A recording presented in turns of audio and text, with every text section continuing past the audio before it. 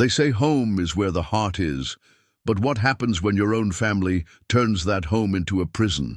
For years, I paid the mortgage on a house I could barely call my own anymore.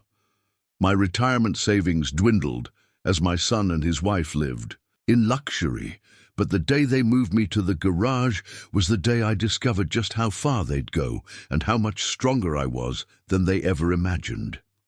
When that realtor placed the deed in my hands, the looks on their faces told me everything. This is my story of betrayal, resilience, and the sweetest justice I never saw coming. Before we jump back in, tell us where you're tuning in from, and if this story touches you, make sure you're subscribed, because tomorrow I've saved something extra special for you. The first yellow daffodils of spring were blooming along my garden path when Mike and Vanessa asked if they could move in temporarily. I remember the way the April sunlight filtered through the kitchen windows of my colonial-style home in Fairfield, Connecticut. The home Thomas and I had saved for decades to buy. The home where we'd raised our only son. My name is Margaret Wilson. At 71, I'm a retired high school counselor who spent 40 years helping teenagers navigate their most difficult years. Thomas passed away 6 years ago from a heart attack, leaving me with our mortgage-free home, a modest pension, and memories of a good man who worked himself to the bone for his family. When Mike, my 38-year-old son, and his wife Vanessa approached me about moving in, I was actually excited. Mike had just lost his job at the marketing firm after a company merger, and Vanessa was 7 months pregnant with their first child. Their apartment lease was ending, and they claimed they needed time to get back on their feet while saving for a house in a good school district. "It'll just be for a year, Mom," Mike promised, his blue eyes, so like his father's, earnest and pleading. "Once I find another position and the baby comes, we'll be out of your hair." Vanessa nodded, her hand protectively cradling her swollen belly. "We hate to impose, Margaret, but it would help us so much, and you'll get to be right there for your granddaughter's first moments." A granddaughter. After years of wondering if I'd ever have grandchildren, the thought of having a baby in the house again filled me with joy. My 3-bedroom house had felt too large, too quiet since Thomas died. The thought of laughter and family meals around. My oak dining table again was irresistible. "Of course you can stay," I said without hesitation. Family helps family. Those words would come back to haunt me for years. At first everything was wonderful. I gave them the master bedroom since it had the ensuite bathroom and more space for the baby. I took the smaller guest room downstairs, which had its own half bath. I spent my days preparing the 3rd bedroom as a nursery, painting the walls a soft yellow and setting up the crib that had been Mike's. When little Emma was born in June, I fell in love instantly. Her tiny fingers, rosebud mouth, and those curious eyes that seemed to take in everything. She was perfect.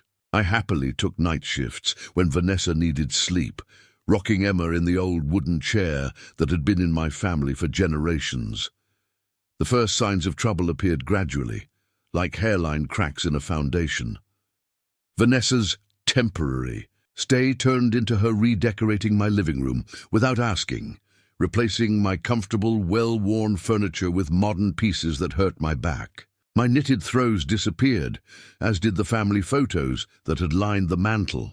"This place needs updating, Margaret," she said dismissively when I mentioned the photos. "Those old frames were collecting dust." "Don't worry, I put them in boxes in the attic." I never found those boxes, no matter how many times I searched.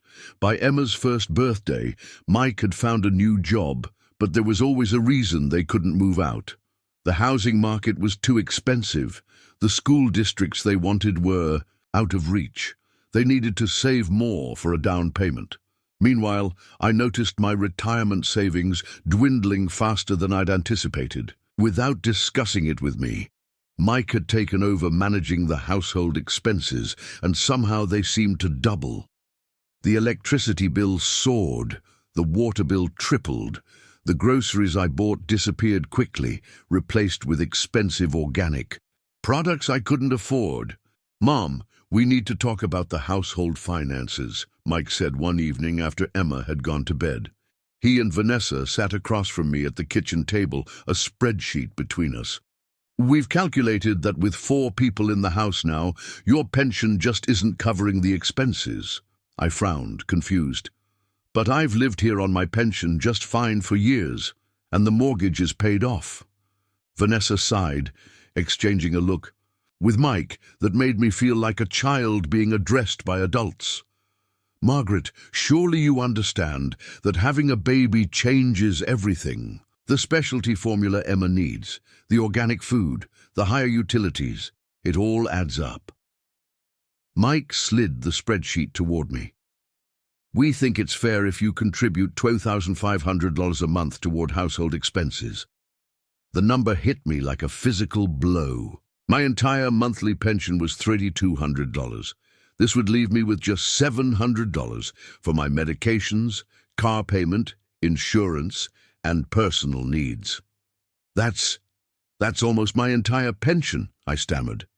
Mike's face hardened in a way I'd never seen before, his jaw setting in a stubborn line that reminded me painfully of his father when we'd argued. "Mom, we're providing a roof over your head and taking care of you as you get older.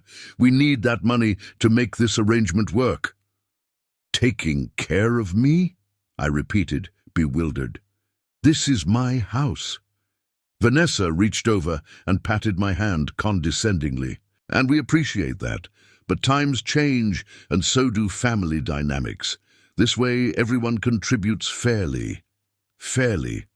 There was nothing fair about being asked to hand over nearly my entire income to live in my own home.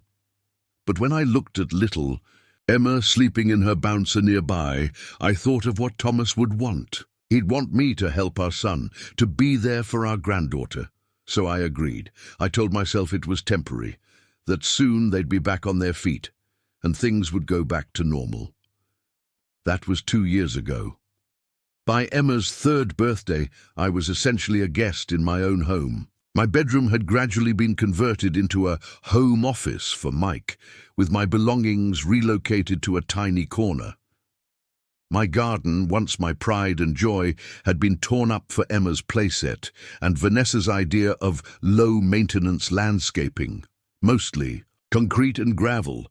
The $2,500 monthly contribution had somehow increased to $3,000, forcing me to dip into my savings to cover my own expenses. When I tried to discuss it with Mike, he'd avoid the conversation or remind me about family priorities and how expensive raising a child was nowadays. I barely recognized my son anymore. The kind boy who'd once saved his allowance to buy me flowers on Mother's Day had been replaced by a man who barely acknowledged my presence unless he needed something. And Vanessa had dropped all pretense of respect, often speaking about me as if I weren't in the room. "She's getting more forgetful," she'd tell Mike, loud enough for me to hear from the kitchen. "Maybe we should start looking into those assisted living facilities." I wasn't forgetful. I was exhausted and heartbroken. The final blow came on a rainy Tuesday in October, 3 years after they'd moved in. I'd been out grocery shopping, using my own dwindling funds to buy ingredients for Emma's favorite soup, when I returned to find workers carrying my bed out of the house and toward the detached garage. "What's happening?" I asked, hurrying up. The driveway as rain soaked through my coat. Mike appeared in the doorway, looking uncomfortable but determined. "Mom, we need to make some changes. Emma needs her own room now that she's getting older. The home office isn't working for me anymore with all the Zoom calls." "So you're moving my things to the garage?" I asked, my voice barely audible over the rain pattering on the pavement. Vanessa appeared behind him, arms crossed. "It's a perfectly nice space. We had it insulated last week while you were at your doctor's appointment. There's a bathroom out there, and we've set up a little kitchenette. You'll have more privacy." As if being exiled from my own home was a gift rather than a punishment. I stood in the rain, watching strangers carry the last pieces of my life into what had once been storage space for garden tools and holiday decorations. My chest felt tight, my throat closing with unshed tears. This wasn't the retirement Thomas and I had planned. This wasn't the family we had raised. That night, as I lay on my bed in the converted garage, listening to the rain drumming on the metal roof, something inside me changed. The hurt crystallized into determination. The betrayal hardened into resolve. They thought they could take everything from me, my home, my dignity, my life savings, but they had underestimated me. They had forgotten who I was before I was Mike's mother or Thomas's wife. They had forgotten that I had spent 40 years helping teenagers through their worst crises, navigating school systems and bureaucracy, fighting for kids when no one else would. In the darkness of that garage, I made a decision. I would not go quietly. I would not be erased from my own life. Little did they know I still had one card left to play, one truth they hadn't discovered. And when I was done, they would never underestimate me again. Preparing and narrating this story took us a lot of time, so if you are enjoying it, subscribe to our channel. It means a lot to us. Now, back to the story. I spent that first week in the garage, alternating between tears and fury. The space was technically functional. They'd installed a small bathroom with a shower stall, brought in a mini fridge and microwave, and set up a space heater. But it was still a garage. The concrete floor chilled my feet each morning. The distant sounds of my family laughing and living in my home filtered through the walls like ghostly reminders of what I'd lost. Every morning, I'd walk into the main house to see Emma, bringing her little treats and trying to maintain our bond, despite Vanessa's increasingly obvious attempts to limit our time together. "Grandma, why don't you sleep in the house anymore?" Emma asked one afternoon as I braided her hair, her innocent question cutting straight to my heart. Before I could answer, Vanessa swooped in. "Grandma needs her special space because of her age," she told Emma. "Remember how we talked about older people needing different things? Now go get your backpack. We're late for your play date." That night, alone in my converted prison, I pulled out the ancient laptop Thomas had given me years ago. For decades, I'd handled the family finances, balancing checkbooks, paying taxes, managing our investments. After Thomas died, Mike had gradually taken over, claiming it would be less stressful for me. I'd allowed it, grateful for the help, during my grief. Now, I realized how completely I'd lost control. I still had my old email account, and thankfully, most financial institutions kept records going back years. One by one, I requested access to accounts I hadn't seen in too long. Some required phone calls and identity verification, but by morning I had regained digital access to most of our family accounts. What I discovered left me breathless, my hands shaking so badly I had to set the laptop aside. The mortgage on my supposedly paid-off home had been refinanced 2 years ago. There was now a $400,000 loan against the property. The property tax statements showed the house was still in my name, but a quitclaim deed had been prepared, not yet filed, transferring ownership to Mike and Vanessa. The retirement account Thomas had so carefully built, which had contained nearly $280,000 when he died, now held less than $30,000. Regular withdrawals had been made in increments designed to avoid triggering excess tax penalties, and most shocking of all, a second property was listed on my last tax return, a lake house in the Berkshires I'd never heard of, purchased 18 months ago for $350,000. The down payment had come from my accounts. My son and daughter-in-law weren't struggling financially. They were stealing from me, systematically and deliberately. I closed the laptop and walked to the small window of my garage apartment. The main house gleamed in the morning light, its windows reflecting the sunrise. Through the kitchen window, I could see Vanessa in her silk bathrobe, sipping from a mug while scrolling through her phone.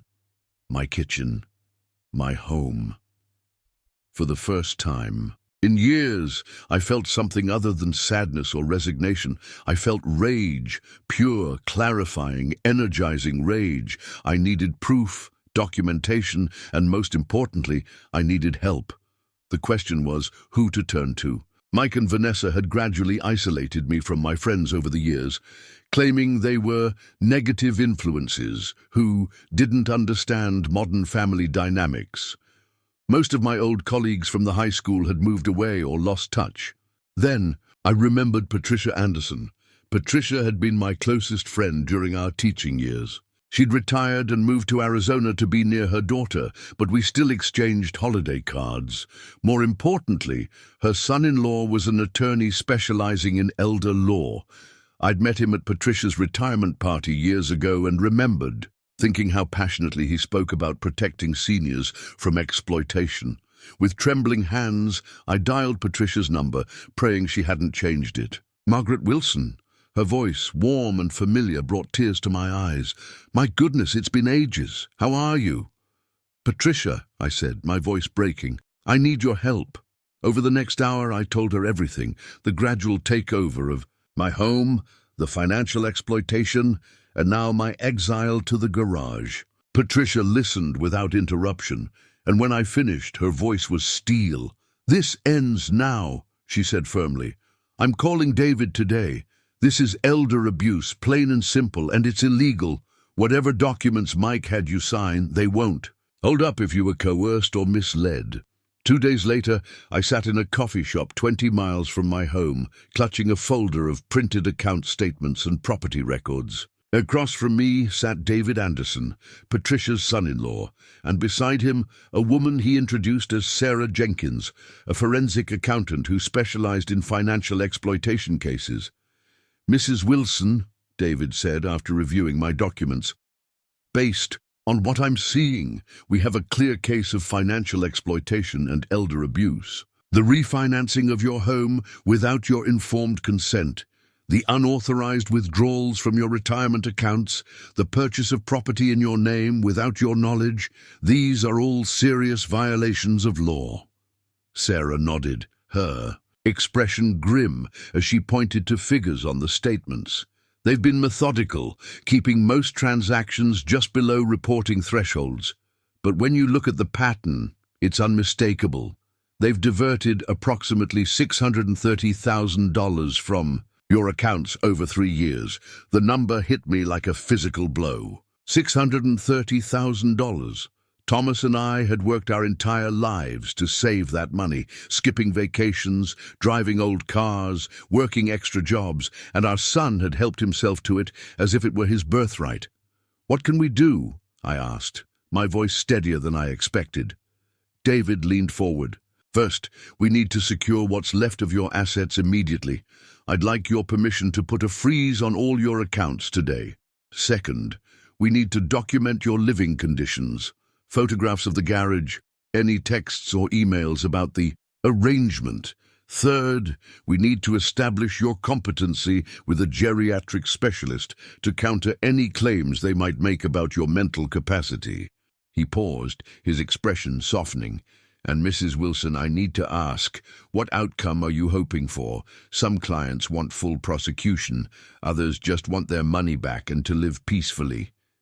I thought about Emma's innocent face, about the son I'd raised and loved, about the life Thomas and I had built. Then I thought about the coldness in Vanessa's eyes when she told me the garage would give me more privacy. I want my home back, I said finally. I want control of my finances. I want my dignity. And I want them to understand that what they did was wrong. David nodded. Then let's get to work. The next 3 weeks passed in a blur of appointments and paperwork. I met with Dr. Eleanor Ramirez, a geriatric specialist who conducted thorough cognitive assessments and pronounced me sharp as a tack with absolutely no concerns regarding decision-making capacity. I spoke with Detective James Collins from The Financial Crimes Unit, who reviewed the documentation Sarah had prepared and opened an official investigation. All the while, I continued living in the garage, saying nothing to Mike or Vanessa about what I'd discovered. I smiled through dinner visits, nodded when Vanessa complained about household expenses, and pretended not to notice when Mike made excuses for why I couldn't join them for Emma's school events. "You're sure you want to continue staying there while we build the case?" David asked during one of our meetings. "We could arrange alternative housing." I shook my head. "No, I need to see this through, and I need to be near Emma." The truth was, I needed to be there to document everything, every dismissive comment, every financial demand, every moment they thought I was too weak or confused to understand what was happening. I kept a detailed journal, recording conversations and observations. I took photographs of my garage living space compared to the luxurious updates they'd made to my home. And I waited. The confrontation, when it finally came, wasn't what I expected. I had imagined a dramatic showdown, perhaps with police officers and formal charges. Instead, it began with a simple, certified letter delivered to my son while I was taking Emma to the park.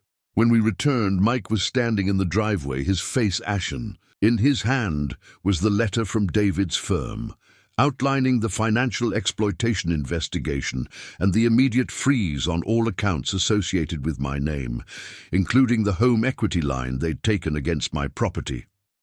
"Mom," he said, his voice hoarse. "What is this?" "Mom," Mike repeated, his voice rising with panic as he waved the letter. "What have you done?" I looked at my granddaughter, her hand still warm in mine, her eyes wide with confusion at her father's distress.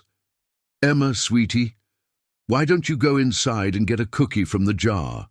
Grandma needs to talk to Daddy." Once Emma had skipped away, I turned to face my son. For the first time in years, I didn't feel intimidated by him. I didn't feel small or helpless. I felt righteous. "I've done what I should have done long ago," I said calmly. "I've taken back control of my life." Mike's face flushed red. "This is insane. Some lawyer is accusing us of stealing from you after everything we've done for you?" "Everything you've done for me," I repeated, my voice steady despite the anger bubbling beneath the surface. "Like moving me into the garage, like taking out a second mortgage on my paid-off home without my knowledge, like using my retirement funds to buy yourselves a lake house I've never even seen." His face went from red to white in an instant. The letter crumpled in his fist as he took a step back. He hadn't expected me to know about the lake house. "You don't understand," he stammered. "Real estate is an investment. We were going to tell you." "When? After you drained every last penny from my accounts." I shook my head. "I understand perfectly well what's been happening, Mike. What I don't understand is how my son, the little boy I raised to be honest and kind, could do this to his own mother." Mike glanced nervously toward the house. "Keep your voice down. This is a family matter. We don't need to involve outsiders." "It stopped being just a family matter when you committed fraud," I replied. "And it certainly stopped being a family matter when you made me sleep in the garage while you lived in luxury bought with my money." The back door slammed, and Vanessa stormed across the lawn toward us, her designer heels sinking into the grass. With each furious step, she was clutching her phone, her face contorted with rage. "What did you do?" she shrieked. "The credit cards aren't working. The accounts are frozen. Are you trying to ruin us?" I faced her calmly. "No, Vanessa, I'm trying to stop you from ruining me." She laughed, a high, brittle sound. "Ruining you? We've been taking care of you. You'd be in some awful nursing home if it weren't for us." "Taking care of me?" I gestured toward the garage. "Is that what you call this? Stealing my money and moving me into a makeshift apartment while you redecorate my home and buy vacation properties?" Vanessa's eyes narrowed to slits. "You ungrateful old woman. You signed those papers. You agreed to the arrangements." "I never signed papers authorizing a mortgage on my home," I countered. I never approved the purchase of a lake house, and I certainly never agreed to have my retirement savings systematically drained. Mike stepped between us, his hands raised placatingly. Let's all calm down. Mom, whatever misunderstanding has happened, we can work it out as a family. You don't need lawyers, you don't need investigators. This isn't a misunderstanding, Mike. It's exploitation. And it ends now. Vanessa pushed past him, jabbing a manicured finger at my chest. You think you've won something here? We can make your life hell. Who do you think a court will believe? A confused old lady or her responsible son who's just trying to manage family finances? They'll believe the evidence, I replied steadily. The unauthorized transfers, the forged signatures, the hidden properties. And they'll believe Dr. Ramirez, who has thoroughly documented that I'm mentally competent and being financially exploited by my own family. Mike's face fell as the reality of the situation sank in. Mom, please, think about Emma. Think about how this will affect her if this becomes public. It was his first real leverage, and he knew it. My love for Emma was the one thing they could still use against me. I hesitated, thinking of my granddaughter's innocent smile, her confusion if her parents were publicly accused of elder abuse. Vanessa, sensing weakness, pressed on. If you go through with this, you'll never see Emma again. Is that what you want? To destroy her family over money? I'm not the one destroying anything, I said softly. And this isn't about money. It's about respect. It's about honesty. It's about treating family with love instead of seeing them as an ATM. So self-righteous, Vanessa sneered. Well, good luck proving anything. Your name might be on the deed, but possession is 9/10 of the law. We live here. You live in the garage. By your own choice, I might add. Not by choice, I corrected. Her. By your manipulation. But that's going to change. The conversation deteriorated from there. Vanessa stormed off to call her father, who apparently had connections with local judges. Mike alternated between pleading and threatening, his face cycling through expressions of panic, anger, and calculation. I stood my ground. Decades of dealing with difficult teenagers and their parents coming back to me like muscle memory. When people are cornered, they lash out. When they're exposed, they deflect. I'd seen it all before in my counseling office. That night, I returned to my garage apartment to find the door locked. The code I'd been using no longer worked. Through the window, I could see that my few possessions had been piled haphazardly. In boxes, I called David immediately. They've locked me out, I told him, my voice shaking despite my resolve. I'm standing in the driveway with nowhere to go. David's response was swift. I'm sending James from our security team to pick you up. Pack what essentials you can grab and wait for him. We'll file for an emergency injunction first thing in the morning. An hour later, I was sitting in Patricia's guest bedroom, still stunned by how quickly the situation had escalated. Patricia bustled around, bringing me tea and extra blankets, her kindness a balm to my wounded spirit. I never thought it would come to this, I admitted, staring into my teacup. Being locked out of my own home. Patricia sat beside me, taking my hand in hers. In a way, this helps our case. They've just committed another documentable act of elder abuse. But what about Emma? I whispered. She'll wake up tomorrow and I'll be gone. She won't understand. Children understand more than we give them credit for, Patricia said gently. She's seen how they treat you, and you're fighting not just for yourself, but for her future too. Do you want her to grow up thinking it's acceptable to treat elderly parents this way? The next morning, I met with David and his team to prepare for an emergency court hearing. The evidence was substantial. Financial records showing the unauthorized transactions, my documented living conditions, the sudden lockout, and Dr. Ramirez's assessment of my mental competency. Judge Eleanor Reynolds, a stern woman in her 60s, listened carefully as both sides presented their cases. Mike and Vanessa had hired Bradley Thompson, a slick attorney known for aggressive tactics. He argued that I had willingly agreed to the financial arrangements, that the garage apartment was a mother-in-law suite created at my request, and that my sudden legal action was the result of dementia-related paranoia. David methodically dismantled each claim, presenting bank records, property documents, and medical evaluations. When he showed photographs of my garage living space compared to the renovations Mike and Vanessa had made to my home using my money, audible murmurs ran through the courtroom. The most damning evidence came from an unexpected source. Sarah Jenkins, the forensic accountant, had discovered receipts for the lake house furnishings, including a $12,000 artwork and a $9,000 boat, purchased the same week Mike had told me they couldn't afford Emma's preschool tuition and needed an additional $500 a month from my pension. Judge Reynolds looked over her glasses at Mike and Vanessa, her expression one of barely contained disgust. The court finds sufficient evidence to grant an emergency injunction. Mrs. Wilson is to be granted immediate access to her home. All assets currently frozen will remain so until a full hearing can be conducted. Additionally, Mr. and Mrs. Wilson are ordered to vacate the property within 72 hours. Mike leapt to his feet. "You can't do that. Where are we supposed to go?" The judge's gaze was ice. "I suggest your lake house, Mr. Wilson, the one you purchased with your mother's money." As we left the courtroom, Mike caught up to me in the hallway, his expression desperate. "Mom, please!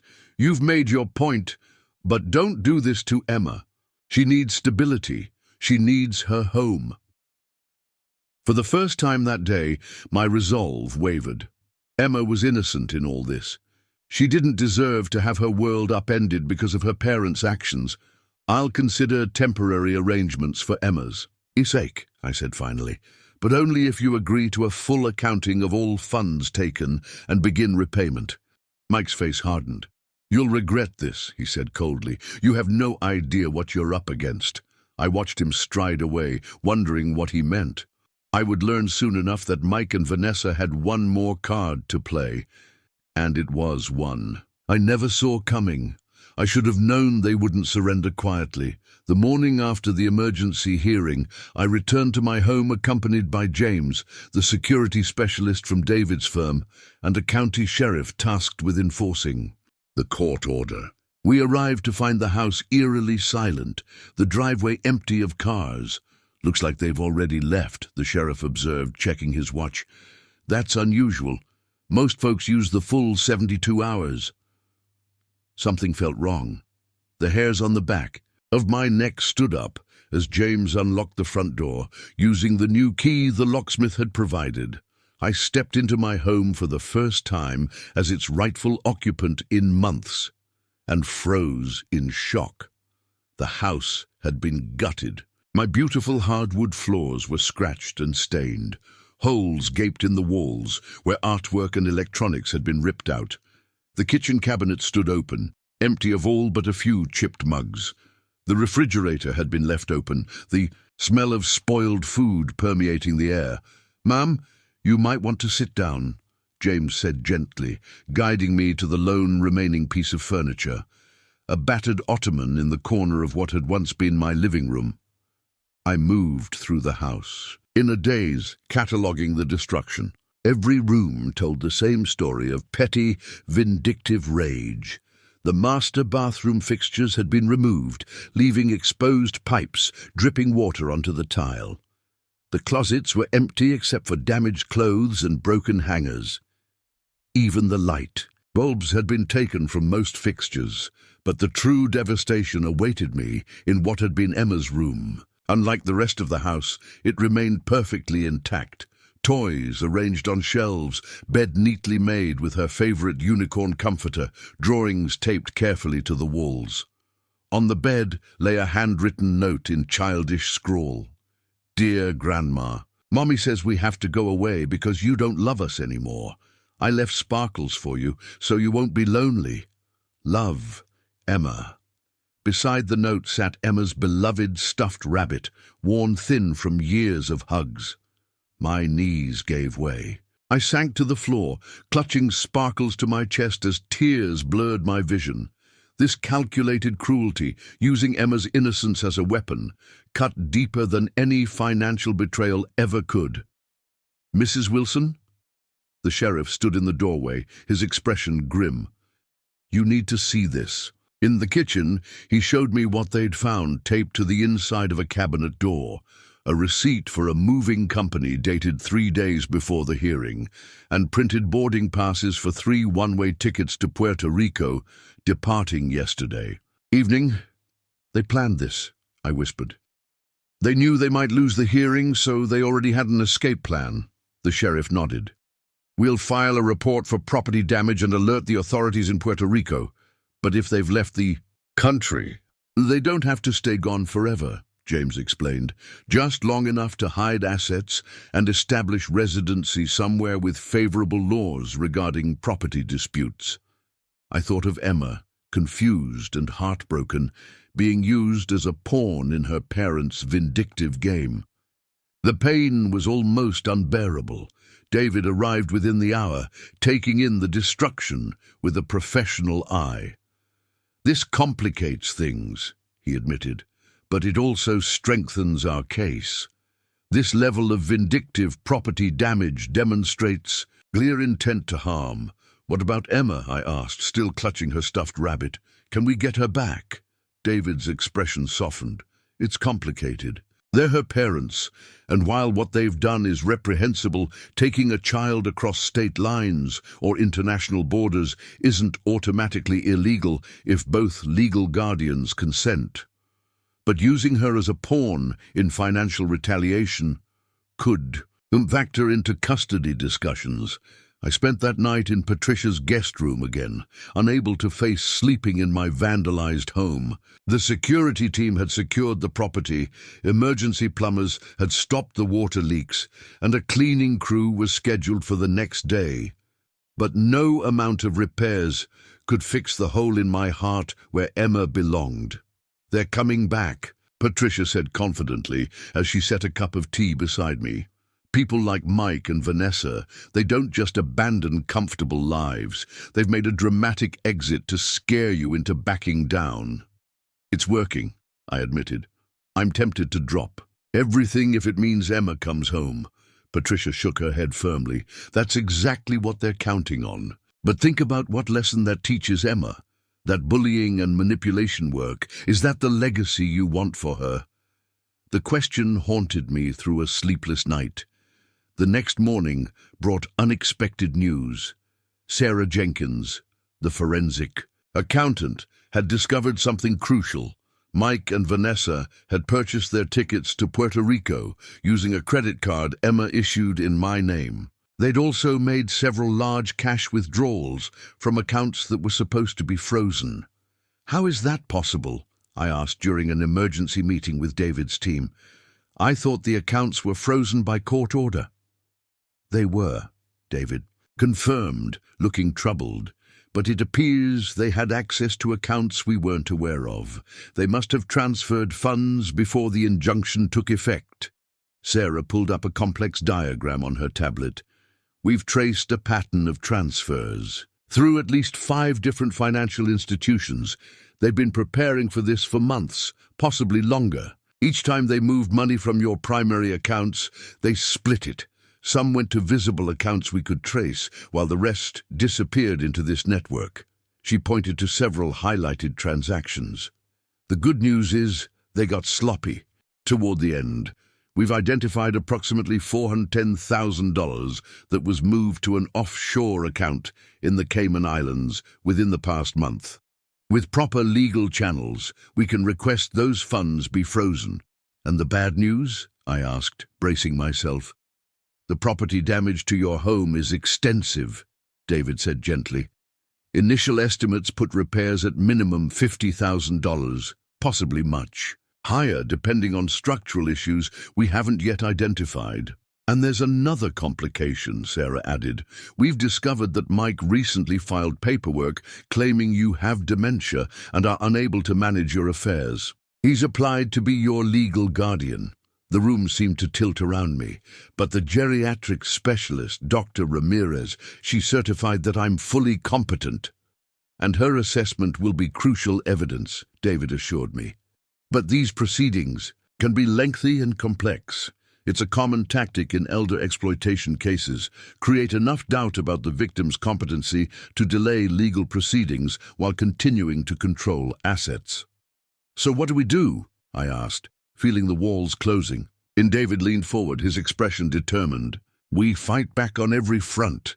We pursue criminal charges for the financial fraud. We file for international asset recovery.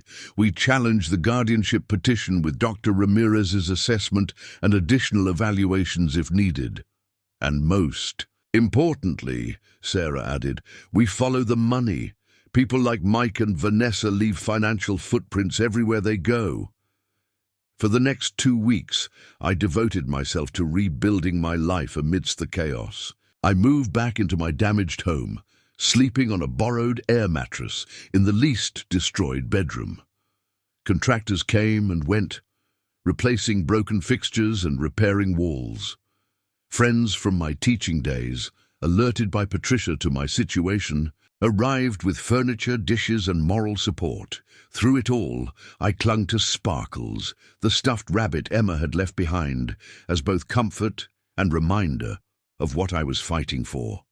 Then came the phone call that changed everything. Mrs. Wilson. The voice belonged to Deborah Maxwell, an investigator David had hired to track Mike and Vanessa's movements. We've located your son and his family. My heart leapt. Where are they? Is Emma okay? They never went to Puerto Rico, Deborah explained. Those tickets were a false trail. According to our sources, they flew to Miami, then took a private charter to the Cayman Islands. They've been staying at a luxury resort there for the past 2 weeks. And Emma? I pressed. She appears to be fine physically. Our contact at the resort says she's enrolled in the children's program during the day, while your son and daughter-in-law meet with financial advisors and real estate agents. Real estate agents. The word sent a chill through me. They're planning to stay gone, I whispered. It seems that way, Deborah confirmed, but here's where it gets interesting. They've been inquiring about property not in the Caymans, but in Florida, specifically in a small coastal town called Palm Harbor. I frowned. Why is that significant? Because, Deborah said slowly, Palm Harbor is where your husband's cousin, Edward, lives, the one who witnessed your husband's will. The revelation hit me like a thunderbolt. Edward, Thomas's favorite cousin, the one who'd stood by us through Thomas's illness, who'd helped organize the funeral, who'd promised to always look out for me. I need to call Edward, I said urgently. Mrs. Wilson, Deborah said, her voice gentle but firm. According to our investigation, Edward has been in regular contact with your son for the past year. Phone records show multiple calls per week, increasing in frequency right before you were moved to the garage. The betrayal stung like salt in an open wound. Edward had been like family. He'd sat at my dinner table countless times. He'd helped settle Thomas's affairs after the funeral. He'd helped settle Thomas's affairs, including the will. A horrible suspicion began to form in my mind. I need to see my husband's will, I said. The original, not just the copy Mike gave me. The county courthouse was a massive brick building with granite steps worn smooth by decades of footsteps. As David escorted me through security and up to the records department, I felt a strange sense of déjà vu. The last time I'd been here was with Thomas, finalizing our will after his diagnosis. Wills are public record, David explained as we approached the clerk's desk. Anyone can request a copy of the filed document. If there are discrepancies between what you remember signing and what's on file, we'll have our first solid lead. The late clerk, a middle-aged woman with kind eyes and efficient movements, took my information and disappeared into a back room lined with filing cabinets. While we waited, I twisted my wedding ring anxiously, remembering the day Thomas and I had sat with our attorney, carefully outlining our wishes. Thomas had been adamant about one thing above all others. The house stays with Margaret for as long as she lives. It's her security, her safe place. After that it goes to Mike, but not a day sooner. The clerk returned with a manila folder. "Wilson, Thomas J., filed 6 years ago," she announced, placing it on the counter. My hands trembled as I opened it. The document inside looked familiar. Same legal formatting, same attorney's letterhead. But as I began reading, my blood ran cold. "This isn't right," I whispered. David leaned closer. "What do you see?" I pointed to a paragraph midway through the document. This clause.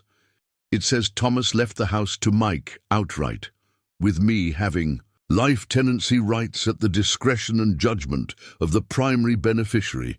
David's eyes narrowed as he scanned the page. "And that's not what you remember agreeing to?" "Absolutely not. Thomas was explicit. The house was to be mine completely until my death." I flipped to the signature page, studying it carefully. "That's my signature, and that's Thomas's. But we never would have signed this version." David pulled out his phone and took several close-up photographs of the signatures. "We'll have these analyzed by a forensic document examiner. Sometimes forgers modify existing documents rather than creating entirely new ones, changing key paragraphs while keeping the original signatures."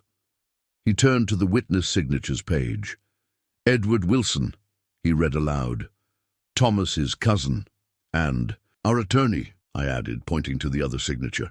"Richard Hayes." "We need to speak with Mr. Hayes immediately," David said. "If this document was altered after you and your husband signed it, he's a key witness, assuming he wasn't involved." Finding Richard Hayes proved more difficult than anticipated. His law practice had closed 3 years ago, and the building now housed a boutique clothing store. After several phone calls, we learned he had retired to Arizona, to the same retirement community as Edward Wilson. "This is looking less like coincidence and more like conspiracy," David remarked grimly as we left the courthouse. "Let's contact Mr. Hayes directly before he gets word we're investigating." Back at Patricia's house, which had become our makeshift command center, David placed the call to Richard Hayes on speakerphone. After brief pleasantries, David explained that we were reviewing Thomas's estate matters and had some questions about the will. "Oh, that was a straightforward matter," Hayes said, his voice crackling through the speaker. "Standard distribution of assets. Nothing complicated." "We're particularly interested in the house," David pressed. "The filed will indicates that ownership transferred directly to Michael Wilson upon Thomas's death, with Mrs. Wilson having occupancy rights at her son's discretion. Does that match your recollection?" There was a long pause. "Yes, that sounds correct." Thomas wanted to simplify things. For Margaret, I couldn't remain silent any longer.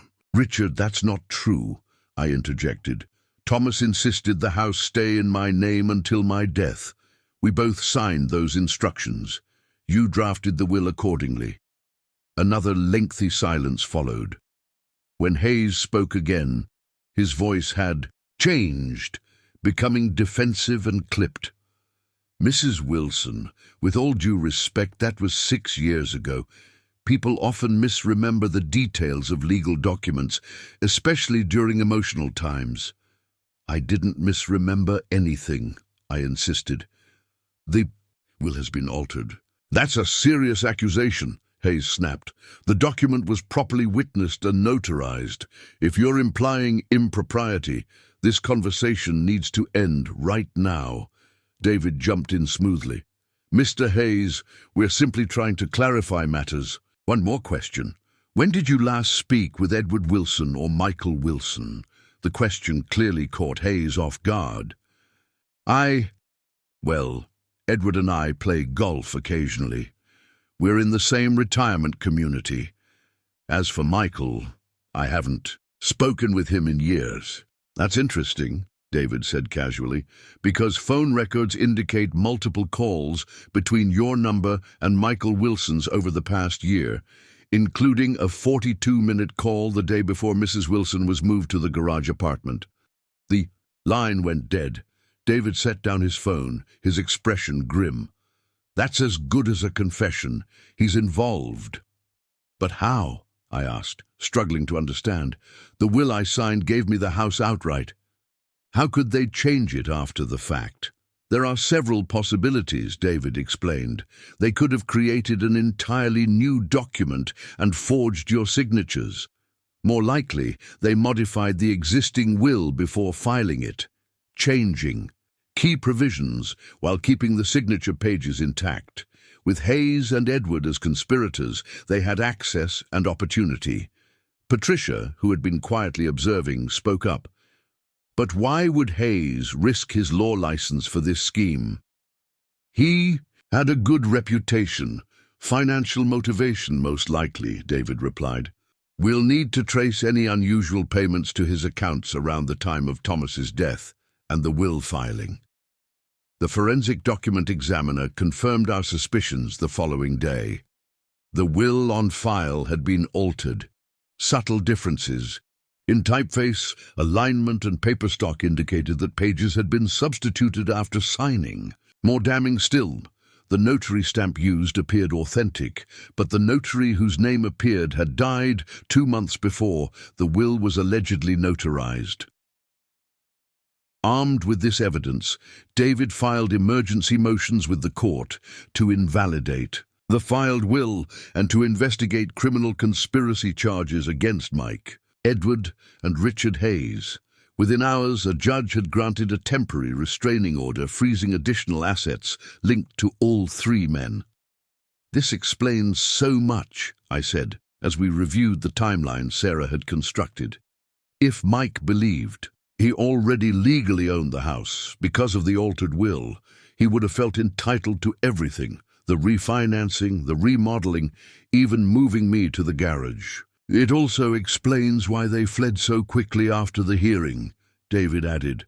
They knew that if you started investigating your financial affairs, you might eventually discover the will discrepancy.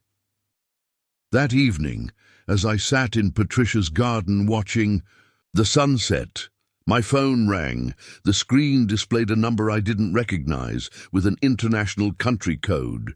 "Hello," I answered cautiously. "Grandma."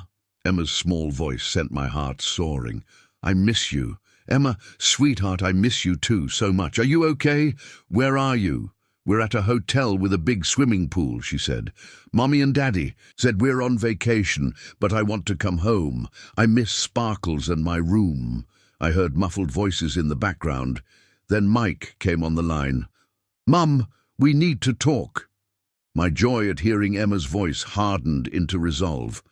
"Yes, we certainly do. About the will you altered, the money you stole, and the granddaughter you've taken from her home." Mike's voice lowered. "Look, things got out of hand. We never meant for it to go this far. But we can fix this, all of it." "How?" I asked skeptically. "We'll come back.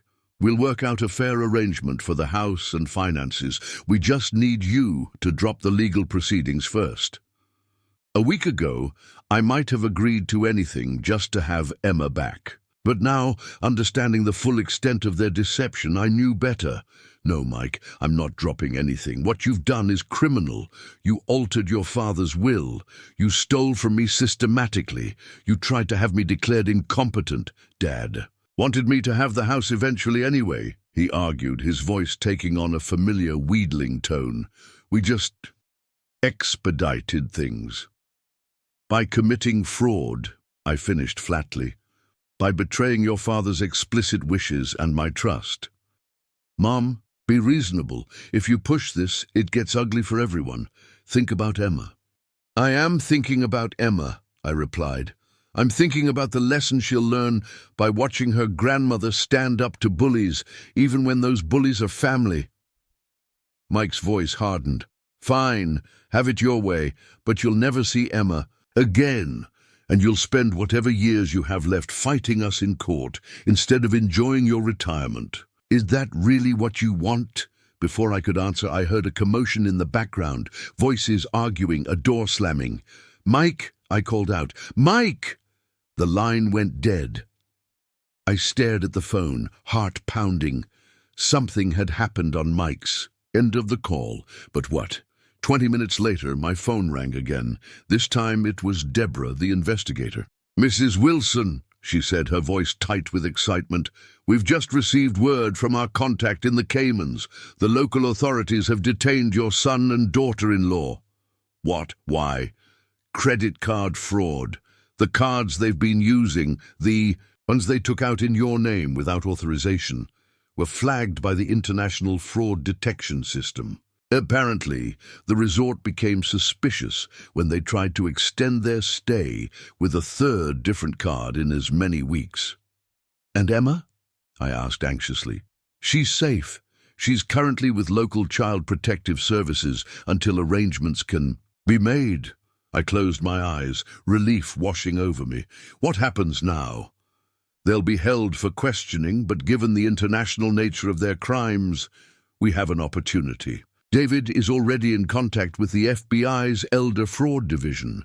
With the evidence we've gathered, we can push for extradition back to the US to face charges."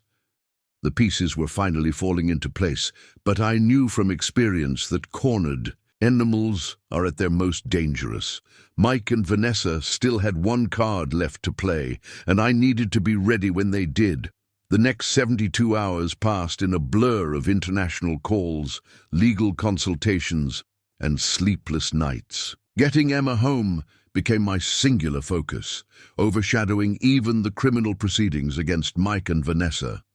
David's team worked tirelessly, coordinating with the U.S. consulate in the Cayman Islands, local child welfare authorities, and international family law experts. "It's complex," David explained during our daily briefing. "Mike and Vanessa are Emma's legal guardians, but they're currently in custody. You're her closest relative, but there's an international border involved. We're expediting everything, but bureaucracy moves at its own pace." I spent those hours of waiting by renovating Emma's bedroom, making it exactly as she'd left it. The contractors had already repaired the structural damage to the house, and friends had helped furnish the essential rooms. But Emma's space needed to be perfect, a sanctuary of normalcy amidst the chaos her parents had created. On the evening of the third day, my phone rang with the now familiar international number. "Mrs. Wilson, this is Consular Officer Andrea Reeves. I'm pleased to inform you that we've secured emergency custody arrangements. Your granddaughter will be escorted home by diplomatic courier tomorrow morning. She'll arrive at Boston Logan International at approximately 2:15 p.m. The relief was so overwhelming I couldn't speak for several seconds. "Thank you," I finally managed. "Thank you so much. There's something else you should know," Officer Reeves continued, her voice softening. "Emma has been asking for you constantly. The social worker says she's been carrying a picture of you that she apparently kept hidden in her suitcase. She's a remarkable little girl." The next day, standing in the international arrivals area at Logan Airport, I clutched Sparkles the rabbit with trembling hands. Patricia stood beside me, a steady presence in the storm my life had become. The minutes crawled by as we watched passengers stream through the gates, and then there she was. Emma, her blonde hair in slightly messy pigtails, clutching the hand of a tall woman in a State Department uniform. She scanned the crowd, her small face pinched with worry, until her eyes found mine. "Grandma!" she shrieked, breaking free and running toward me. I knelt down, catching her as she flung herself into my arms, her small body shaking with sobs. "You came back," she hiccuped against my shoulder. "Mommy said you were gone forever." "Never," I whispered fiercely, holding her close. "I will never leave you, Emma, never." The State Department official approached with a sympathetic smile, carrying Emma's small suitcase. "You must be Mrs. Wilson. I'm Maya Coleman. Emma hasn't stopped talking about you and someone named Sparkles the entire flight." Emma pulled back. From our embrace, her tear-stained face lighting up as she spotted the stuffed rabbit in my hand. "Sparkles," she gasped, clutching the toy to her chest. "You kept him safe." "Of course I did," I said, smoothing her hair. "He kept me company while you were away." After completing the necessary paperwork with Officer Coleman, we headed home. The three of us, me, Emma, and Patricia, who had become indispensable through this ordeal. Emma fell asleep in the car, emotionally exhausted, still clutching Sparkles. "What happens next?" Patricia asked quietly as we drove through the autumn landscape, maple trees blazing with color along the highway. "Mike and Vanessa will be extradited within the week," I explained. "The FBI has taken over the financial crimes investigation, and the district attorney is preparing charges related to the will fraud. David says they're facing significant prison time." Patricia nodded, glancing at Emma's sleeping form. "And her?" I followed her gaze, my heart aching with love and responsibility. "I've filed for emergency guardianship. Given the circumstances, David believes it will be granted quickly. After that, we'll see. One day at a time." That evening, after Emma was tucked into her bed, delighted to find her room exactly as she remembered it, I sat with Patricia on the back porch, watching fireflies dance in the gathering dusk. "I've been thinking," Patricia said, sipping her tea. "You should consider reaching out to Edward." I stared at her, shocked. "Edward? The man who helped Mike defraud me? Who participated in altering Thomas's will?" Patricia nodded slowly. "Exactly. He's a key witness. If he's facing charges himself, he might be willing to provide testimony against Mike and Hayes in exchange for leniency." The thought of speaking to Edward, of hearing his voice after learning of his betrayal, made my stomach clench. But Patricia's suggestion made strategic sense. The next morning, after ensuring Emma was happily engaged with Patricia making cookies, in the kitchen I placed the call. Edward answered on the second ring, his voice cautious. "Margaret, I didn't expect to hear from you." "I imagine not," I replied evenly. "Not after what you've done." A heavy silence stretched between us, filled with the weight of decades of family history and recent betrayal. "Why, Edward?" I finally asked. "Thomas loved you like a brother. How could you do this to us?" His sigh seemed to carry the weariness of a man who had been running for a long time. "It wasn't supposed to go this far, Margaret. Mike approached me after Thomas's funeral, said he was worried about you living alone, managing finances. Said he just wanted to be prepared to step in if needed, by forging his father's will." "It wasn't like that at first," Edward insisted. "He just wanted Hayes to make a small adjustment, giving him healthcare power of attorney, but then it escalated. Hayes suggested the property transfer could be handled the same way. Mike offered me a finder's fee for introducing them." A finder's fee?" I repeated, disgust coloring my voice. "That's what our family relationship was worth to you." Another lengthy silence. Then quietly, "I've been contacted by the FBI, Margaret. They're offering a deal if I testify about Hayes's role." "And Mike's," I added firmly. "I want the full truth, Edward. Every detail, every conversation, every dollar that changed hands." "If I do that," he said slowly, "what happens to me? That's for the prosecutors to decide, but I can tell them you cooperated willingly. That might count for something." Edward agreed to meet with David's team the following day. As I ended the call, I felt a strange mixture of satisfaction and sadness. Another piece of the puzzle was falling into place, but at the cost of family relationships that could never be repaired. The next week brought a flurry of developments. Edward provided a detailed statement, implicating not only Hayes, but also revealing that Vanessa had been the driving force behind much of the scheme.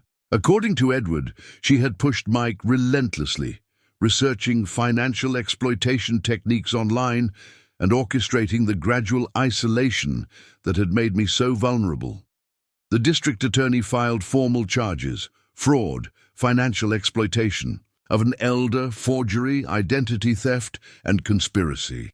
The FBI's Financial Crimes Unit froze additional accounts we hadn't previously identified, including one containing nearly $180,000 that had been hidden in Vanessa's mother's name.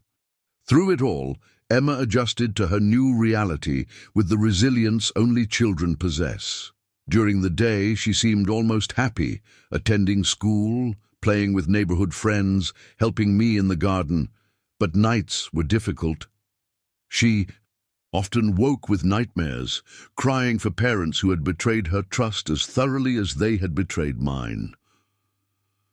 "When are Mommy and Daddy coming home?" she asked one evening as I tucked her in. I sat on the edge of her bed, choosing my words carefully. "Emma, sweetheart, your parents made some bad choices. They took things that didn't belong to them, and they weren't honest. Now they have to face consequences for those choices." Her small brow furrowed. "Like when I took cookies without asking, and had to sit in time out." "Something like that," I said gently. "But their time out will be longer, because what they did was very serious." "Will they come back after their time out is over?" The innocent question pierced my heart. "I don't know, sweetheart, but no matter what happens with your mum and dad, you will always have a home here with me. I promise." She nodded solemnly, then reached for my hand.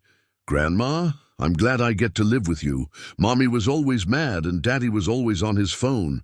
You actually play with me." Her simple observation brought tears to my eyes. 2 days later, as Emma was at school, I received an unexpected visitor. Deborah, David's investigator, arrived at my door with a woman I didn't recognize, a smartly dressed professional in her 40s carrying a leather portfolio. "Mrs. Wilson, this is Cassandra Reynolds," Deborah introduced us. "She's a real estate attorney who specializes in property fraud cases. We've discovered something you need to see." Cassandra opened her portfolio at my kitchen table, spreading out several documents.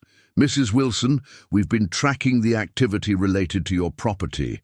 Besides the fraudulent will and the unauthorized mortgage, we've discovered something disturbing. There's a sales contract for your house, signed and notarized 3 months ago." "What?" I gasped. "But that's impossible. I never agreed to sell my home." "Exactly," Cassandra said grimly. "The signature isn't yours, it's a forgery. The buyer is a shell company called Ocean View Properties, LLC, which we've traced back to a Richard Hayes and a business partner in Florida." "The plan appears to have been quite sophisticated," Deborah explained. "Once you were declared incompetent and Mike gained guardianship, they would have completed the sale, netting approximately $850,000 based on current market values. The money would have been diverted to accounts you had no access to. They were selling my house out from under me," I whispered, the full extent of the betrayal still unfolding. "While I was living in the garage." Cassandra nodded grimly. "The sale was scheduled to close next month. But here's where it gets interesting. We've contacted the Realtor involved, who claims she was told you had already moved to an assisted living facility and authorized Mike to handle the transaction. This Realtor," Deborah added, "has agreed to cooperate fully with investigators. She has texts, emails, and recorded calls with Mike discussing how to arrange the sale without your knowledge." "And here's the document we came to show you," Cassandra said, sliding a final paper across the table. "This is the actual deed to your home, the original unaltered deed showing you as the sole owner following Thomas's death. We've had it certified by the county recorder's office and verified by 2 independent experts." I stared at the document, its official seals and stamps proclaiming what I had known all along. This house was mine, had always been mine, exactly as Thomas had intended. "We'd like you to keep this in a safe place," Cassandra advised. "And Mrs. Wilson, the Realtor, has asked to meet with you personally. She says she has something important to give you." The real estate office of Marina Scott occupied the first floor of a renovated Victorian house in downtown Fairfield. Elegant yet approachable, much like the woman herself, who rose from behind her desk with a professional smile when David and I entered her office the following morning. "Mrs. Wilson, thank you for coming," she said, shaking my hand firmly. "I can't tell you how disturbed I am by what's come to light. I've been in real estate for 22 years and I've never encountered anything quite like this." "Please call me Margaret," I replied, taking a seat across from her. "I understand you've been cooperating with the investigation." Marina nodded, her expression serious. "The moment the FBI contacted me, I turned over everything, all communications, contracts, notes from meetings.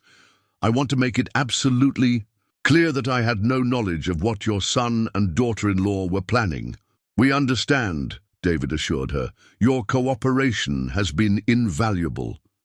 Marina opened a drawer and removed a thick manila folder. "I first met with Mike and Vanessa in April. They described you as suffering from advancing dementia, unable to manage your affairs, and expressed that they wanted to sell your home to finance a specialized care facility in Florida." My stomach turned at the calculated cruelty of their lies. "I've never had any cognitive issues. 2 specialists have certified my mental competency." "I believe you," Marina said firmly. "Looking back, there were red flags I should have recognized. They insisted on meeting here rather than at your home. They claimed you became agitated around strangers. When I asked to speak with you directly, they always had excuses." She spread several documents on the desk. "They provided this power of attorney, which we now know was falsified, and this letter supposedly written by you authorizing the sale." I examined the letter, my alleged signature a reasonable facsimile, but noticeably different to my trained eye. "This isn't my handwriting." "The FBI document examiner confirmed that," Marina agreed.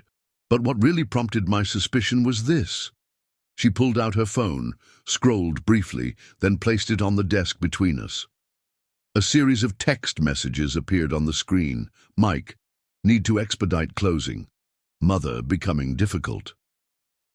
Marina: "Difficult how? Perhaps I should meet with her to address concerns." Mike: "No, she's having one of her episodes. Vanessa had to sedate her. She's living in the converted garage now where we can monitor her medications." Marina: "The garage? That seems concerning. Is she receiving proper care?" Mike: "It's a fully equipped mother-in-law suite. Doctor recommended separation from main house for her safety. Please don't complicate this. We need proceeds for her memory care facility ASAP." I stared at the messages, a cold fury building inside me. Sedate me? Episodes? They were painting me as unstable and potentially dangerous.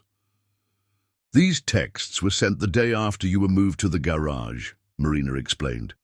"When I expressed concern about your living conditions, they invited me to see the mother-in-law suite. But they scheduled the showing during school hours when they said you would be picking up Emma, ensuring I wouldn't actually meet you." David made notes as Marina continued her account. She described how Mike and Vanessa had pushed for a quick, under-market sale, how they had already selected furniture to stage the house once I was transitioned to care, and how they had toured several luxury condos in Florida, explaining they would be relocating to better support mother's care needs. The sale was scheduled to close on November 15th, Marina concluded. "Their plan, apparently, was to have you declared incompetent before then, complete the sale, and use a portion of the proceeds to place you in a facility while they relocated with the bulk of the money." I shook my head, still struggling to comprehend the elaborate deception.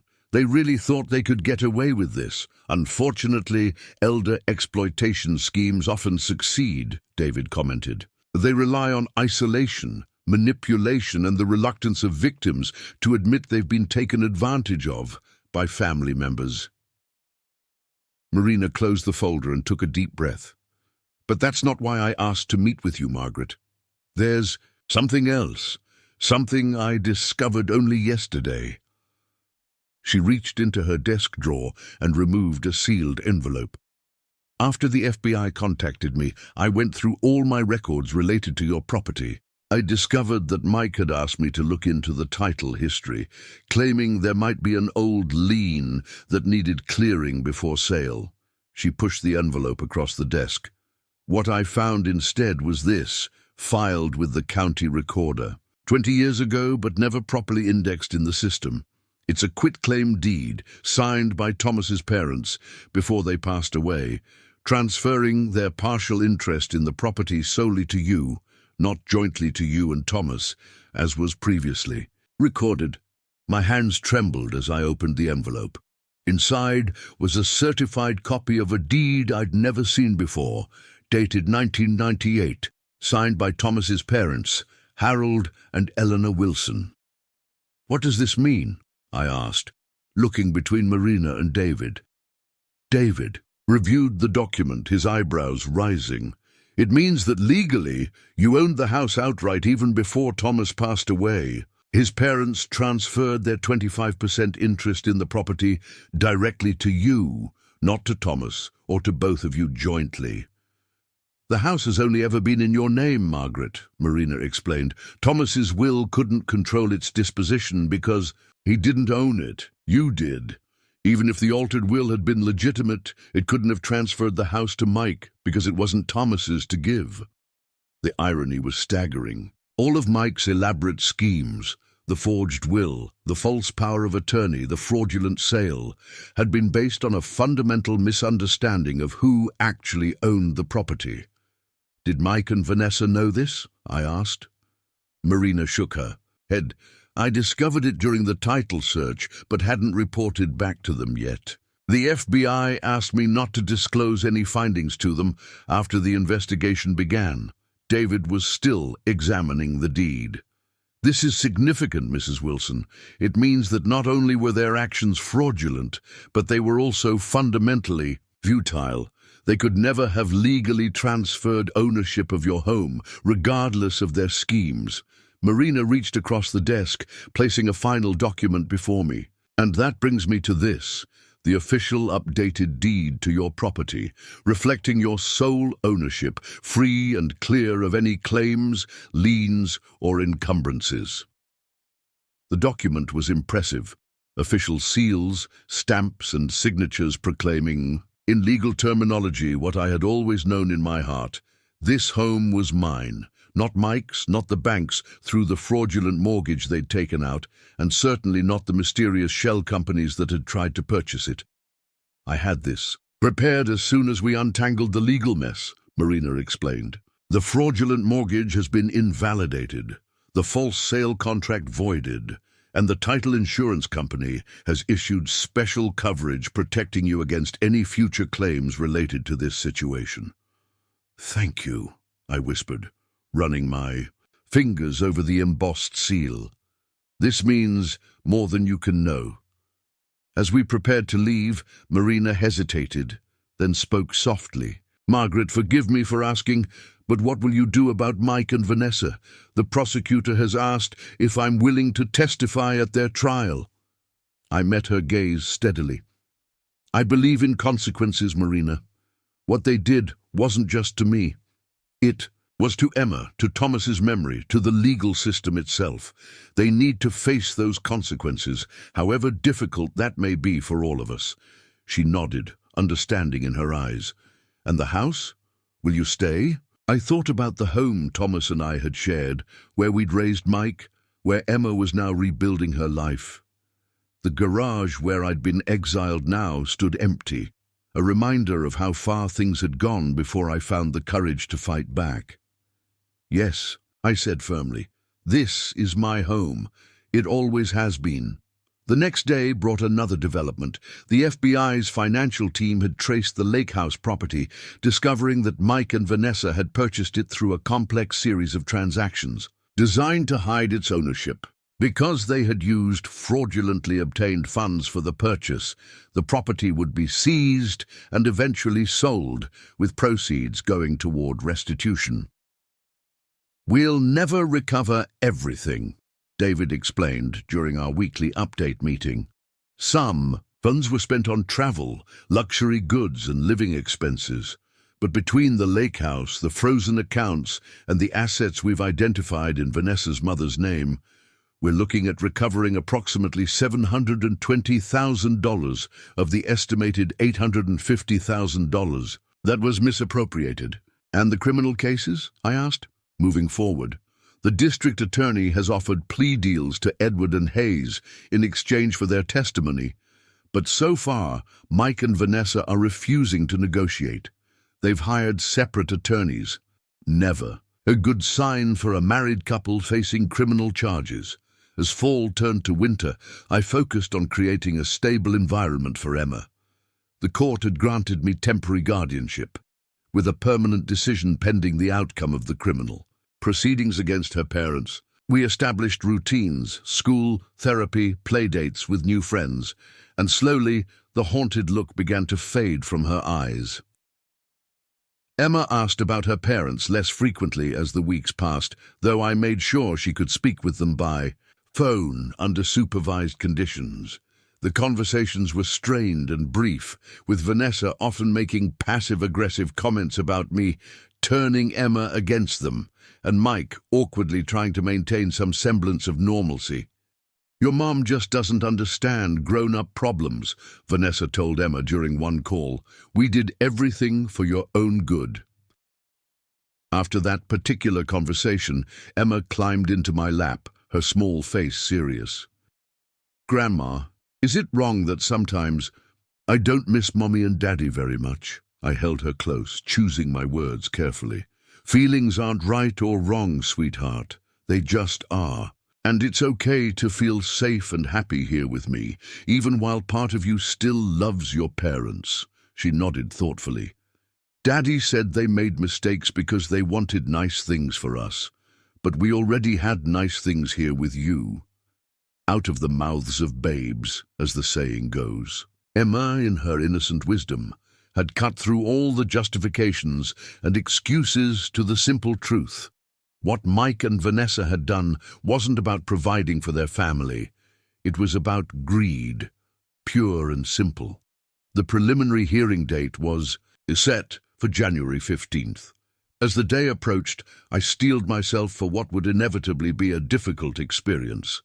Facing Mike and Vanessa across a courtroom, hearing the evidence of their betrayal laid out in clinical detail, knowing Emma would eventually learn the full truth about what her parents had done. But I was ready. The frightened woman who had meekly accepted exile to her own garage was gone. In her place stood someone stronger, someone who had reclaimed not just her home, but her dignity, her future, and her power. The deed to my house sat in a fireproof, safe in my bedroom, tangible proof that sometimes justice prevails over deception. Every night before bed, I would think of Thomas and whisper, "We did it. Our home is safe." And somewhere, I like to believe, he heard me. The morning of the preliminary hearing arrived with a crisp January chill. Snow dusted the branches of the maple trees lining our street, transforming the neighborhood into a winter postcard. Emma was spending the day with Patricia, shielded from the courthouse proceedings that would determine her parents' fate. "You sure you want to be there in person?" David asked as we pulled into the courthouse parking lot. "You could submit your witness statement without attending." I straightened my navy blazer, the one Thomas had always said made me look distinguished, and shook my head. "I need to see this through, David. Not just for myself, but for Emma. Someday she'll ask what happened, and I want to tell her I faced it directly." The courtroom was smaller than I'd imagined, the wood-paneled walls lending an intimacy to proceedings that would expose our family's most painful secrets. I sat behind the prosecutor's table, focusing on maintaining my composure. As other participants filed in, the district attorney, Emily Thornton, various legal assistants, court reporters, and a handful of observers. Then the side door opened, and Mike and Vanessa entered, flanked by their separate attorneys. Mike looked thinner, his normally immaculate appearance diminished by months of stress, Vanessa maintained her polished exterior, but her eyes held a brittle quality I'd never seen before. For a brief moment, Mike's gaze met mine across the courtroom. I expected anger, perhaps defiance, but what I saw instead was something more complex. Shame mingled with a stubborn refusal to acknowledge it. He looked away quickly, whispering something to his attorney. Judge Malcolm Preston entered, and the proceedings began. The district attorney outlined the charges: financial exploitation of an elder, fraud, forgery, conspiracy, and attempted grand theft, methodically building the case against my son and daughter-in-law. "The evidence will show," Emily Thornton stated firmly, "that this was not a misunderstanding or a well-intentioned attempt to manage family finances. This was a calculated, systematic effort to rob Mrs. Wilson of her assets, her independence, and ultimately, her dignity." Mike's attorney, a polished man named Lawrence Bennett, countered with the expected defense. The Wilson family was navigating complex issues of aging and estate management. Actions that may appear suspicious were, in fact, efforts to protect family assets for the eventual care of Mrs. Wilson herself. My client denies any criminal intent. Vanessa's attorney took a different approach. Ms. Miller was following her husband's lead in these financial matters. As the court will hear, she had limited involvement in the legal aspects of these transactions. I almost laughed aloud at that. A blatant falsehood. According to Edward's testimony, Vanessa had been the architect of much of the scheme, particularly the isolation tactics that had made me vulnerable. The first witness called was Dr. Eleanor Ramirez, who testified about my cognitive evaluations. "Mrs. Wilson shows no signs of dementia or cognitive impairment," she stated definitively. "Her memory, judgment, and decision-making abilities are consistent with a healthy individual of her age. There was absolutely no medical justification for the level of control her son attempted to exert over her finances or living arrangements." Mike shifted uncomfortably in his seat as Dr. Ramirez continued. "In fact, moving an elderly parent to a garage apartment, as happened in this case, could potentially cause cognitive decline through social isolation and environmental stress. It's a form of elder abuse that's particularly insidious because it's often justified as care." Next came Sarah Jenkins, the forensic accountant, who walked the court through the complex web of financial transactions Mike and Vanessa had orchestrated. A pattern is unmistakable," she explained, pointing to charts displayed on a screen. "Funds were systematically diverted from Mrs. Wilson's accounts, laundered through multiple transfers to disguise their origin, and ultimately used to purchase luxury items and properties for the defendant's benefit." When Marina Scott took the stand, her testimony about the planned house sale seemed to particularly affect Mike. His shoulders slumped visibly as she detailed the text messages in which he claimed I needed sedation and described the garage as a necessary monitoring facility. "In my professional opinion," Marina concluded, "this was one of the most calculated attempts at property fraud I've encountered in my career. Had it succeeded, Mrs. Wilson would have lost her primary asset and potentially found herself homeless, or in an unwanted institutional setting." The morning's testimony continued, with Edward Wilson appearing via video conference from Arizona. His face, so similar to Thomas's that it still caused a pang in my heart, was drawn with regret as he detailed his role in the altered will scheme. "Mike approached me shortly after Thomas's funeral," he explained. "Initially, he just wanted advice about managing Margaret's affairs if her health declined. But over time, the conversations changed. He began talking about how the house was rightfully his because of promises Thomas had supposedly made. Edward described meeting with Richard Hayes, the subsequent manipulation of the will documents, and the payment he'd received, $25,000 transferred to an account labeled as consulting fees. "I knew it was wrong," he admitted. his voice breaking, slightly. Thomas would have been devastated. I have no excuse except that I allowed myself to believe Mike's narrative that Margaret was declining, and this was somehow for her own good. As lunch recess was called, I remained seated, processing the morning's revelations.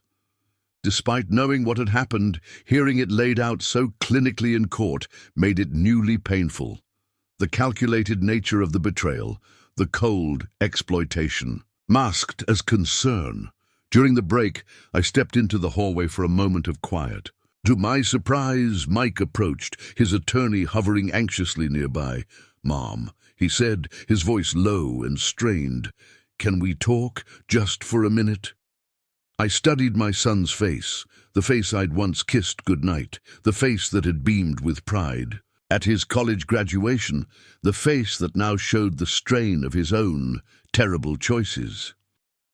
"What is there to say, Mike?" He glanced around, then spoke rapidly. "The DA offered a plea deal this morning. If I testify against Vanessa, confirm that she was the driving force, they'll reduce my charges. I wanted you to hear it from me first." I felt a chill that had nothing to do with the January weather. "You're going to blame everything on your wife?" "It's not blame, it's the truth," he insisted. "This whole thing was her idea. The will, the mortgage, the garage, all of it. She told me you were showing signs of dementia, that we needed to act before you lost everything through poor decisions." "And you believed that? Without ever once speaking to me or my doctor?" He had the grace to look ashamed. I wanted to believe it. It made everything easier, morally, I mean. If I convinced myself you were declining, then taking control seemed like the right thing to do. I studied my son, seeing him with painful clarity. "You know, Mike, the truly heartbreaking thing isn't that you tried to take my house or my money. It's that you stopped seeing me as a person with agency and dignity. I became an obstacle, a problem to solve, not your mother." "That's not true," he protested weakly. "It is. And now you're doing the same thing to Vanessa that you did to me, reducing her to a convenient narrative that absolves you of responsibility." I straightened my shoulders. "I won't stop you from taking the plea deal if that's what you want, but don't expect me to validate this version of events where you're just an innocent bystander to your own actions." His attorney approached, signaling the end of our conversation. As Mike turned away, I added quietly, "And Mike, think about what message this sends to Emma about accountability."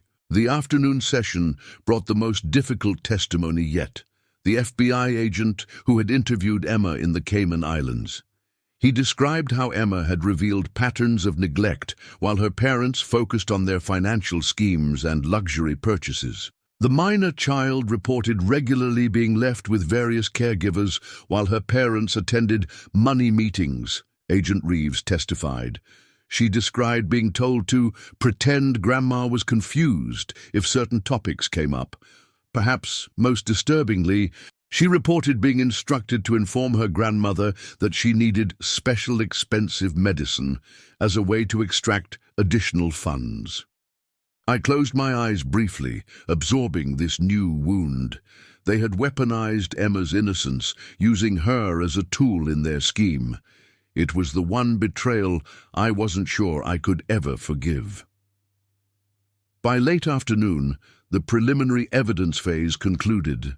Judge Preston ruled that there was more than sufficient evidence to proceed to trial, setting a date in March. He denied bail modifications requested by both defense attorneys, citing flight risk concerns.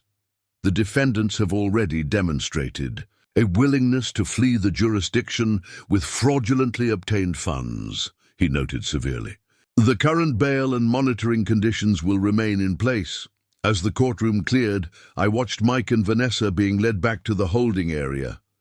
They walked separately, the distance between them a physical manifestation of their fractured partnership. Vanessa didn't look back, but Mike paused at the doorway, his eyes finding mine one last time. In that moment, I saw not the manipulative man who had moved me to the garage, but glimpses of the little boy who had once run to me with skinned knees. and broken toys, trusting me to make everything better. Only this time, I couldn't fix what he had broken. The next morning, David called with news. Mike has accepted the plea deal. He'll plead guilty to reduced charges in exchange for his testimony against Vanessa, Hayes, and anyone else involved in the scheme. And Vanessa? I asked. Her attorney is still negotiating, but without Mike's support, her position is significantly weakened. The prosecutor believes she'll eventually accept a deal as well, though likely with stricter terms. I thanked him and hung up, feeling strangely hollow. Justice was being served, but there was no triumph in watching my family disintegrate, regardless of who was at fault. That evening, as Emma and I worked in the kitchen making her favorite spaghetti, she asked the question I'd been dreading. "Grandma, are my parents going to jail?" I set down the wooden spoon and sat beside her at the counter. "Yes, sweetheart. They made some very serious mistakes, and there are consequences for those mistakes." Her small face scrunched in concentration. "Because they took your money and made you sleep in the garage." "That's part of it," I acknowledged, marveling at her straightforward understanding. "They broke laws designed to protect people from being taken advantage of." Emma nodded solemnly. "Mrs. Peterson says when people make bad choices, they have to have a time out to think about what they did wrong." I smiled despite the heaviness in my heart. That's a good way to think about it. And after their time out is over, will they live with us again? The innocent question hung in the air between us, laden with implications about forgiveness, second chances, and the complex nature of family bonds that had been severely damaged but not completely destroyed. "I don't know what will happen after their time out, Emma," I answered honestly, "but I do know that you and I are a family, no matter what. This is your home, and nothing will change that." She seemed satisfied with this answer, returning her attention to sprinkling cheese on the garlic bread. As I watched her, this resilient child who had weathered so much upheaval, I realized that the deed the realtor had handed me wasn't just a legal document establishing ownership of a house. It was the foundation for rebuilding what truly matters. A home where Emma could grow up feeling secure, valued, and loved unconditionally. The very things Mike and Vanessa had forgotten in their pursuit of material wealth. The garage stood empty now, a reminder of how far we'd come. Someday, I thought, we might transform it into something new, a studio perhaps, or a play space for Emma. But for now, its emptiness was its own kind of victory. 1 year later, spring blossoms dotted the garden where Emma and I knelt, carefully planting tomato seedlings. The earth felt rich and alive between my fingers, a tactile reminder of renewal after the long winter, both literal and metaphorical, our family had endured. Gently, sweetheart, I guided Emma's small hands as she packed soil around a fragile plant. The roots need room to grow, but enough support to stand strong. She nodded seriously, her face a mask of concentration. At 8 years old, Emma had developed a surprising passion for gardening, perhaps finding in the predictable cycles of growth and harvest a stability that human relationships had failed to provide. "Grandma," she said, sitting back on her heels, "I got a letter from Mom yesterday. I kept my expression neutral, though my heart quickened. Would you like to talk about it?" Emma brushed dirt from her hands. "She said she's learning to make pottery in her special timeout place. She wants to send me a mug she made." I nodded encouragingly. "That sounds nice. Would you like that?" "I guess." She shrugged. But she also said some stuff about Dad that made me feel weird. The plea deals had separated Mike and Vanessa in more ways than one. Mike had received a 4-year sentence with possibility of parole after 18 months in exchange for his full cooperation. Vanessa, facing more substantial evidence of being the scheme's architect, had ultimately accepted a 7-year sentence rather than risk a trial. Their marriage had not survived the mutual recriminations that followed. The divorce was finalized. In 3 months ago, bitter and contentious even through prison visitation restrictions. What kind of weird, sweetheart? I asked carefully. Emma frowned, trying to articulate complex emotions with her limited vocabulary. Like she wants me to be mad at him too. She said he threw her under the bus, and that's why she's in time out longer than him. I sighed inwardly. Despite court orders restricting their communication with Emma to approved topics, Vanessa occasionally slipped in passive-aggressive comments, attempting to recruit Emma to her side of the narrative. "Remember what Dr. Winters said about your parents?" I prompted gently, referring to Emma's child psychologist. Emma nodded. "That they both made mistakes, and it's not my job to decide who made worse ones." "That's right," I affirmed. "And it's also not your job to take sides or feel bad about still loving them both." She seemed relieved, returning to the tomato plants with renewed focus. We worked in companionable silence for a while, the spring breeze carrying the scent of freshly turned earth and new possibilities. Later that afternoon, as Emma worked on homework at the kitchen table, my phone rang with David's number. "Margaret," he greeted me warmly, "I have news. The final restitution hearing concluded this morning. I moved to the living room for privacy." "What was the judgment?" "Better than we expected. The court has ordered full restitution of $847,000. The lake house sale covered approximately $380,000, and the frozen accounts another $270,000. The remaining balance will come from garnishment of any future earnings after their release." I sat down slowly. "That's substantial." "It is," David agreed, "and there's more. Edward's cooperation resulted in the recovery of additional assets we weren't aware of. A small vacation property in Vermont that Mike and Vanessa purchased through another shell company. When sold, it should cover most of the remaining balance." The financial resolution brought a sense of closure, though money had long ceased to be my primary concern. The deeper wounds, trust betrayed, family bonds fractured, Emma's childhood disrupted, couldn't be addressed through court orders or restitution. "Payments. There's one other matter," David continued. "Mike has requested a meeting with you. Obviously, you're under no obligation to agree." The request wasn't entirely unexpected. Mike had sent several letters over the past months, each one a careful mix of apology and self-justification. I had responded with brief, neutral notes, primarily updating him about Emma. "What's the purpose of the meeting?" I asked. He didn't specify, but his attorney mentioned something about family reconciliation and making amends. I glanced toward the kitchen where Emma sat, her head bent over her math workbook, tongue caught between her teeth in concentration. "I'll think about it," I told David. "Thank you for everything." That evening, after Emma was asleep, I sat on the back porch with Patricia, who had become not just a friend but family during the past year. "He wants to meet," I told her, wrapping my hands around a mug of tea. "Make amends, apparently." Patricia studied me over her reading glasses. "And how do you feel about that?" I sighed, watching fireflies blink in the gathering darkness. "Conflicted. Part of me wants to understand how my son, the boy I raised, could have done this. Another part fears any explanation will just be more manipulation." "Those are valid concerns," Patricia nodded. "But consider this.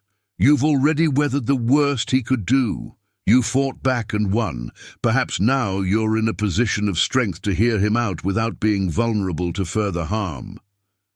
Her perspective resonated with me. The woman, who had meekly accepted exile to the garage, no longer existed. In her place stood someone who had faced betrayal, fought through the legal system, and emerged victorious, not just for herself, but for Emma and for Thomas's legacy. 2 weeks later, I sat in the prison visiting room, hands folded on the sterile metal table. Mike entered, escorted by a guard, wearing the standard-issue uniform that still looked jarringly incongruous on my son. "Mom," he said simply, taking the seat across from me. I studied him, noting the changes a year in prison had wrought. He looked thinner, older, the cocky confidence replaced by a wary humility that seemed genuine, if hard-won. "Thank you for coming," he began. "I wasn't sure you would. I almost didn't," I admitted. "What is it you wanted to say, Mike?" He took a deep breath. "I've had a lot of time to think in here, about what I did, about why I did it." He met my eyes directly. "I've been working with a counselor, trying to understand how I could betray my own mother." I waited, neither encouraging nor discouraging his explanation. "It started small," he continued. "After Dad died, when you gave us that first check to help with expenses, it was so easy. Then Vanessa started pointing out how much money you had just sitting there while we struggled with mortgage payments and daycare costs." He rubbed his face wearily. "I'm not blaming her. We were equally responsible. But we created this narrative, where you were this wealthy widow who didn't need all your money, while we were struggling young parents who deserved it more. And from there to forging your father's will and locking me in the garage wasn't such a big leap," I asked quietly. Mike flinched. "Each step made the next one easier to justify. By the time we moved you to the garage, I'd convinced myself it was for your own good, that you needed supervision, that we were protecting you from bad financial decisions." "Did you ever actually believe that, Mike, or was it just a convenient fiction?" He stared at his hands for a long moment. "I think I needed to believe it. The alternative, that I was systematically stealing from my own mother, was too difficult to face." He looked up, his eyes shining with unshed tears. "But that's exactly what I did, and I'm so deeply sorry, Mom." The apology hung between us, sincere perhaps, but incomplete against the magnitude of the betrayal. "What do you want from me, Mike?" I asked finally. "Forgiveness? A clean slate?" "I don't expect forgiveness," he said quietly. "I haven't earned it. What I hope for is understanding, and maybe someday a chance to be part of Emma's life again in some small way. Emma, always the heart of the matter. She asks about you," I acknowledged. "Keeps your photo by her bed. Children have an extraordinary capacity for love, even when it's not deserved." Relief flickered across his face. "Thank you for not turning her against me." "Vanessa's letters. She tries to make Emma choose sides." "Emma doesn't need more emotional burdens," I said firmly. "She needs stability, honesty, and unconditional love, which is what I'm providing." Mike nodded. "You're a better parent than I ever was." We talked for another 30 minutes. About his prison programs, about Emma's school progress, about the garden we were planting. The conversation remained careful, boundaries firmly in place, but without the raw hostility that had characterized our last encounters. As the guard signaled the end of visiting hours, Mike asked hesitantly, "Will you come again?" I considered the question, weighing the complex emotions of this new chapter. "I don't know yet, but I'll think about it." It was the most honest answer I could give. Summer arrived in a blaze of color and warmth. Emma's school year ended, and our days filled with swimming lessons, library visits, and tending the vegetable garden that now thrived where a barren patch had once been. The garage, that symbol of my exile and humiliation, had been transformed as well. With Patricia's encouragement, I had hired contractors to convert it into an art studio for Emma and me. Large windows replaced the small prison-like openings, flooding the space with natural light. The concrete floor was covered with warm bamboo, the walls painted in cheerful yellows and blues. Where a narrow cot had once stood, easels and pottery wheels now invited creativity. The space that had represented my lowest moment had been reclaimed as a place of joy and healing. One sunny afternoon, as I helped Emma shape a small clay bowl on the pottery wheel, I thought about the journey of the past 18 months, from dejection to determination, from victimhood to victory. "Perfect, Grandma!" Emma exclaimed as her bowl took shape beneath her fingers. "I want to make one for Dad and one for Mom. Do you think they'll like them?" I smiled, watching her innocent joy in creation. "I think they'll treasure anything you make, sweetheart."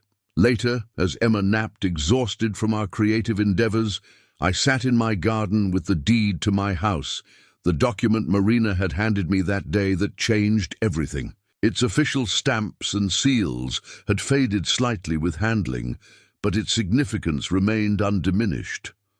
The house had never been just about property or money.